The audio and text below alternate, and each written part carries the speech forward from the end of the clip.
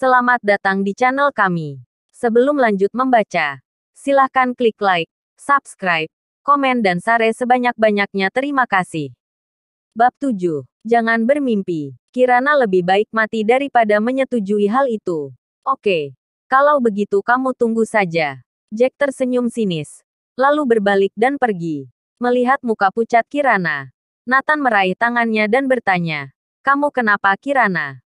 "Siapa orang itu barusan?" Kirana menggelengkan kepalanya. "Tidak apa-apa." Tapi Kirana tahu bahwa Jack tidak akan menyerah begitu saja.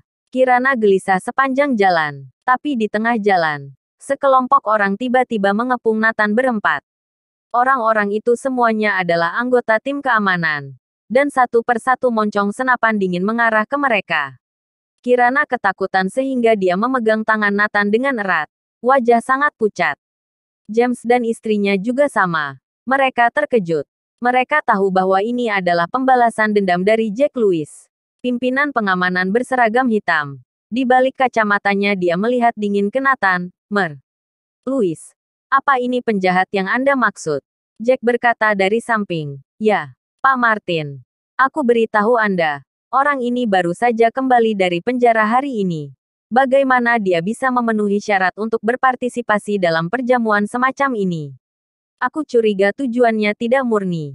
Jika ada yang tidak beres pada acara ini, Pak Martin juga tidak mampu menanggungnya." "Apa, benarkah, Martin?" Wakil kepala pengamanan, bertugas menjaga keamanan di sini. Dia tidak tahu bagaimana caranya Nathan bisa masuk kemari. Jack tersenyum bangga pada Kirana. Dan berkata kepada Martin, "Apapun situasinya, Pak Martin, aku sarankan untuk menangkapnya terlebih dahulu. Kita harus menghilangkan segala risiko yang mungkin terjadi. Ya, kamu bisa datang ke sini setelah keluar dari penjara. Periksa surat undangan mereka dulu." Martin berkata dengan dingin. Sekarang James dan istrinya serta Kirana tercengang. Mereka sama sekali tidak ada surat undangan. "Cepat keluarkan surat undangannya." Jack Lewis mendesak mereka. "Kami tidak memiliki surat undangan." Nathan berkata dengan santai. "Haha, Pak Martin. Kamu dengarkan. Mereka sama sekali tidak punya undangan. Ini pasti ada masalah." Jack mendengar mereka tidak ada surat undangan. Langsung girang. Martin langsung memerintahkan pengawal, "Bawa mereka keluar." Kirana langsung panik. Jika mereka tertangkap, dia dan orang tuanya pasti tidak selamat. Tapi Nathan pasti akan dimanipulasi untuk dimasukkan kembali ke penjara oleh Jack. "Tunggu, kami masuk melalui pintu pemeriksaan di depan. Apa hak kamu bilang aku bermasalah?" Kirana berkata dengan marah. Jack mencibir.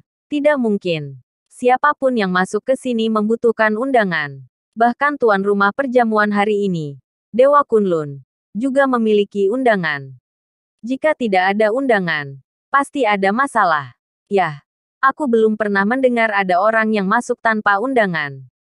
Ketua tim pengawal, Martin, berkata dengan pasti. "Para petinggi yang datang ke perjamuan hari ini semuanya datang dengan undangan. Bawa mereka semua." James dan istrinya memejamkan mata ketakutan. Masalah terus ada. Kirana juga ketakutan. Jack tertawa dan berkata, "Kirana, terimalah takdirmu. Siapa suruh kamu tidak menyetujui tawaranku? Siapa yang bilang harus menggunakan undangan untuk masuk?" Tiba-tiba, suara Nathan terdengar. Semua orang menatapnya dengan heran. Kirana menarik Nathan dan memberi isyarat untuk tidak berbicara. James dan istrinya semakin ketakutan. Apakah Nathan akan membuat masalah lagi? Nathan mengelus pundaknya. "Bisakah kamu mempercayaiku lagi?" Kirana mengangguk. "Baiklah." Mata Nathan tertuju pada Martin. "Tanyakan saja pada bosmu, katakan saja apakah Nathan Clark bisa masuk tanpa undangan." "Hahaha, apakah otak orang ini rusak di penjara? Kamu pikir kamu siapa?" Jack dan yang lainnya tertawa sampai perut mereka sakit. Martin kesal dengan kata-kata Nathan. Dan berkata dengan marah, "Oke. Kalau begitu aku tanyakan kepada pemimpin apakah dia mengenal Anda." Jack tertawa terbahak-bahak. Mereka senang melihat peristiwa konyol ini. Ada banyak orang di sekitar. James dan istrinya serta Kirana menundukkan kepala. Malu. Memalukan. Martin menggunakan earpiece untuk bertanya kepada Stone, pemimpin tim keamanan. Ketika ada balasan suara dari earpiece, wajah Martin berubah drastis. Matanya menatap Nathan dengan penuh ketakutan. Aku mengerti. Pak Ketua. Martin terbata-bata. Jack memandang Martin dengan penuh harap. Bagaimana? Pak Martin. Prak. Jawabannya adalah tamparan di wajah. Tamparan itu membuat Jack terpelanting ke belakang. Mulut Jack penuh darah. Dan kehilangan beberapa gigi. Pak Martin. Kenapa? Jack menatap Martin seakan tidak percaya. Martin melangkah maju dan menonjoknya lagi. Darah Jack berceceran. Kenapa? Anda demi membalas dendam pribadi Anda dan sengaja melecehkan Nyonya Clark. Meskipun mereka tidak memiliki undangan. Mereka adalah tamu yang sah. Sebaliknya, Anda mengganggu ketertiban acara dan membuat suasana jadi buruk. Pengawal. Bawa dia pergi. Kurung dia beberapa hari. Perintah Martin. Dua penjaga keamanan di sebelahnya melangkah maju dan menyeret Jack seperti anjing. Tuan dan Nyonya Clark. Maaf telah berbuat salah. Martin tidak berani berlama-lama di sana. Dan segera membawa bawahannya pergi. Adegan yang tiba-tiba ini membuat Kirana tercengang. Apa yang telah terjadi? Bukankah mau menangkap mereka? Mengapa dalam sekejap Jack yang ditangkap? Situasi apa ini? Mereka bertiga menatap Nathan. Ini terjadi tepat setelah dia mengatakan namanya. Kirana menatapnya dengan curiga. Bisakah kamu menjelaskannya? Sangat sederhana. Meskipun kita tidak memiliki undangan, kita masuk secara legal. Dan kita tidak ada masalah. Dan yang dilakukan Jack adalah mengganggu ketertiban acara ini. Kamu melihatnya kan? Ada berapa banyak orang di sana? Seberapa buruk dampaknya jika yang datang hari ini adalah Dewa Kunlun? Bila tahu hal semacam ini terjadi, jangankan si Jack, bahkan pemimpin Irfan Wilson tidak mampu menanggungnya. James segera berkata, paham. Selama kita bisa buktikan kita masuk secara legal. Ibu mertua juga mengangguk. Iya benar. Kirana merasa ada masalah. Tapi sepertinya penjelasannya masuk akal. Wajar. Saat Nathan menoleh, cahaya dingin melintas di matanya. Dia sebenarnya mendengar semua yang dikatakan Jack barusan. Kali ini, dia tidak hanya dikurung beberapa hari, tetapi dia akan membusuk di penjara. Pesta makan malamnya sangat sederhana, tetapi semua orang penting datang. Setelah James bertiga mendapat tempat duduk, mereka tidak berani bergerak atau berbicara. Mereka bahkan tidak berani mengeluarkan suara sedikit pun.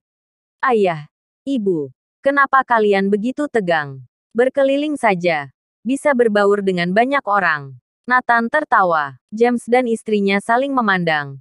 Tetapi mereka tetap tidak berani bergerak. Kirana memiringkan kepalanya dan menatap Nathan dengan rasa ingin tahu. Sepertinya kamu tidak takut sama sekali. Ketenangan Nathan membuat Kirana dan ketiganya memiliki ilusi sepertinya Nathan sangat terbiasa dengan kesempatan seperti itu. Nathan tersenyum. Apa yang aku takutkan dari mereka? Kirana pikir-pikir. Dia di penjara menghadapi orang-orang yang sangat kejam. Pasti sudah terbiasa. Jadi Kirana berhenti bertanya. Ada semakin banyak orang di ruang perjamuan. Irfan Wilson dan beberapa petinggi Anhemia juga berdatangan dan dikerumuni oleh banyak orang. James, aku lihat semua orang membawa hadiah. Bahkan sekretaris di samping Irfan Wilson membawa kotak hadiah. Tampaknya keluarga kita belum menyiapkan hadiah.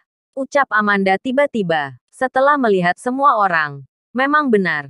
Hanya keluarga mereka yang tidak membawa hadiah. Semua orang telah membawa hadiah. Semua orang berkumpul. Menunggu menyerahkan hadiah. Hanya mereka yang berada di pojokan. Terlihat jelas. Banyak orang memandang mereka. Itu karena kita tidak mengerti tata krama. Aku tidak menyadarinya. James menunduk. Amanda juga berkata, ya, ayah dan Adrian tadi di luar juga membawa banyak hadiah. Kirana menghela nafas.